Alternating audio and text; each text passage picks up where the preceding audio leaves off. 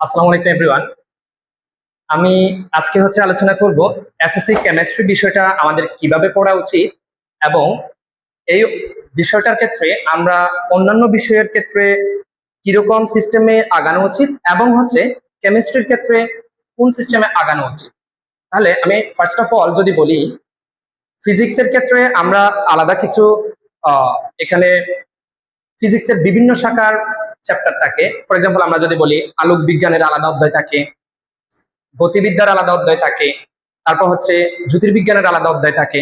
তাহলে আবার ফিজিক্সের অধ্যায় থাকে, যেমন স্থির তড়িৎ, চল তড়িৎ।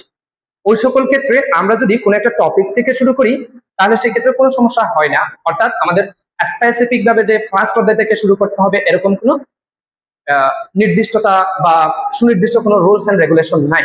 তবে এসএসসির কেমিস্ট্রিটা যদি আমরা পড়তে চাই তাহলে সেক্ষেত্রে আমাদের কিন্তু আমরা এমনি চতুর্থ অধ্যায়, পঞ্চম অধ্যায়, ষষ্ঠ অধ্যায় অথবা একাদশ অধ্যায় এভাবে শুরু করতে পারবো না।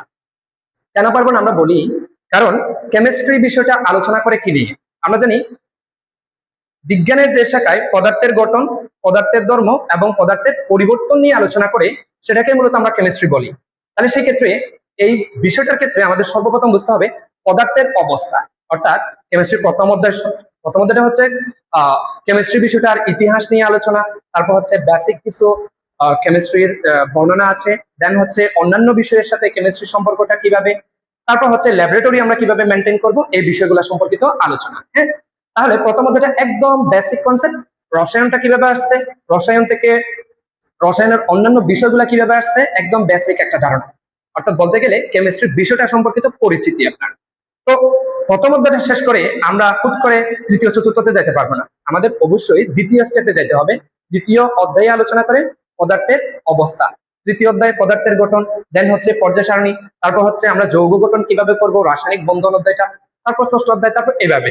অর্থাৎ কেমিস্ট্রি চাইলে আমরা পারি না যে কি এটা তৃতীয় অধ্যায়, চতুর্থ অধ্যায় অথবা একেবারে লাস্ট থেকে শুরু করে আসবো, এরকম কিন্তু করা উচিত না, আমি যেটা মনে করে থাকি আর কি। কেমিস্ট্রির সিস্টেমটাই একদম প্রথম থেকেই পড়বো এবং এটা স্টেপ বাই স্টেপ আগাবো। ফর এক্সাম্পল আমরা যদি বলি, তোমরা মনে করো একটা সিঁড়ি বেয়ে উপরের দিকে উঠবা। হ্যাঁ, তোমাকে আমি এখানে দিলাম, তুমি এখানে সিঁড়ি বেয়ে উপরে উঠবা। এবার সিঁড়ি বেয়ে উপরে ওঠার সময় তুমি কি কোনো কারণে চতুর্থ সিঁড়িতে লাফ দিয়ে উঠে যেতে পারবা? নিশ্চয়ই পারবো না, কারণ কেমিস্ট্রি সাবজেক্টটা সিঁড়ি বেয়ে উপরে ওঠার মতোই। অর্থাৎ আমাদেরকে আস্তে আস্তে প্রথম অধ্যায় সম্পর্কিত একদম কেমিস্ট্রি সম্পর্কিত বেসিক কনসেপ্টটা ক্লিয়ার করতে হবে। তারপর দ্বিতীয় অধ্যায় পদার্থের অবস্থাটা সম্পর্কিত আমাদের বেসিক কনসেপ্ট একদম ক্লিয়ার করে যাইতে হবে।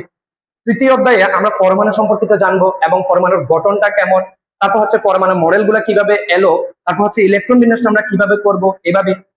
এবার দেখো, পরমাণু সম্পর্কে জানলাম, পদার্থ সম্পর্কে জানলাম, অণু, পরমাণু সবকিছু চিনলাম। তারপর আমাদের লাগবে 118টা পরমাণু সম্পর্কিত গভীর জ্ঞান। এই জন্য আমরা চতুর্থ অধ্যায়টা পড়বো। অর্থাৎ আমরা হুট করে এমনি চতুর্থ অধ্যায়ে চলে গেলে হবে না, বা লাস্টের দিকের কোনো অধ্যায় শুরু করে দিলে হবে না। যদি এরকম করি তাহলে সেক্ষেত্রে আমরা কেমিস্ট্রির ভালোভাবে বুঝার যে কনসেপ্টটা বা কোনো কনসেপ্টটা যে একদম ক্লিয়ারলি বুঝা, এটা আমাদের হয়ে উঠবে না। তো ইনশাল্লাহ আমি চেষ্টা করব কেমিস্ট্রিটা একদম গুছানো ভাবে পড়ানোর তোমাদেরকে, এবং কেমিস্ট্রিটা কিভাবে পড়তে হবে, কোন স্টেপ বাই স্টেপ যাইতে হবে, অধ্যায়গুলা একদম ক্লিয়ারলি বুঝে দেব ইনশাল্লাহ। আমার ক্লাসগুলো যদি নিয়মিত করো তাহলে সেক্ষেত্রে কেমিস্ট্রির একদম এ টু জেড আমি একদম ক্লিয়ার করে দিতে পারবো, এবং এসএসসি পরীক্ষায় কোন টপিকগুলো থেকে বারবার প্রশ্ন আসে ওই জিনিসগুলো একদম ক্লিয়ার হয়ে যাবে। তবে আমার ক্লাসগুলো যদি রেগুলার করতে চাও তাহলে সেক্ষেত্রে একটা নিয়ম অবশ্যই মেনটেন করতে হবে, সেটা তোমাদের অবশ্যই প্রথম দিকে একটা নোট খাতা বানাতে হবে। 2 দিস্তা অথবা 2.5 অথবা 3 দিস্তা মতো খাতা নিয়ে একটা সুন্দর করে একটা নোট খাতা আমরা বাইন্ডিং করব। তারপর প্রত্যেকটা অধ্যায় ভিত্তিক স্টেপ বাই স্টেপ আমি নোট করাবো, আর নোটও থাকবে, দেন ক্লাস লেকচার গুলো তো অবশ্যই থাকবে। তাহলে ক্লাস লেকচার গুলা তোমরা কোনো কারণে যদি কোনোদিন কোনো একটা টপিক ভুলে যাও তাহলে আবার রিভিশন দিয়ে দেখতে পারো। তো আমি ইনশাল্লাহ এভাবেই চেষ্টা করবো এসএসসি কেমিস্ট্রিটা। আমাদের নেক্সট ক্লাসটা থাকবে ইনশাল্লাহ ফার্স্ট অধ্যায় থেকে। ইনশাল্লাহ আমরা 2টা ক্লাসের মধ্যে ফার্স্ট অধ্যায়টা ক্লিয়ার করার চেষ্টা করবো। ওকে, আজকে এই পর্যন্ত। আজকে জাস্ট ইন্ট্রোডাক্টরি কথাবার্তা এবং ইন্ট্রোডাক্টরি আলোচনা কেমিস্ট্রি বিষয়টা সম্পর্কিত, দেন আমরা ডিটেলসে যাবো ইনশাল্লাহ। ওকে, সবাই ভালো থাকবা। আসসালামু আলাইকুম।